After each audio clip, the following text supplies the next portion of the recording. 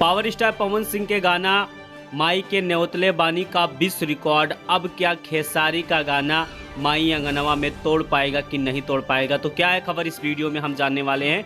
तो बेशक अगर आप पावर स्टार पवन सिंह के सच्चे फैन हैं तो चैनल को सब्सक्राइब करके छोटा सा कमेंट जरूर करना और वीडियो को पूरा देखिए, तभी आपके समझ में 100% आएगा।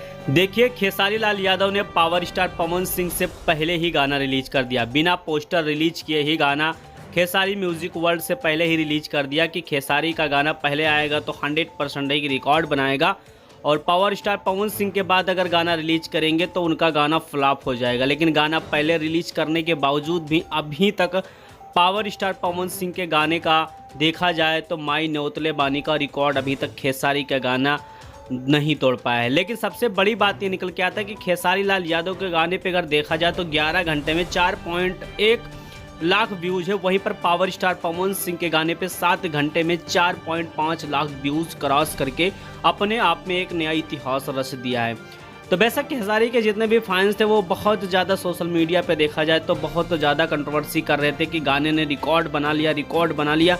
लेकिन रिकॉर्ड कहाँ बन गया है, दिखाई नहीं पड़ रहा है। सोशल मीडिया पे ट्रेंडिंग हो गया, लेकिन ट्रेंडिंग के नाम पे धब्बा लग गया है।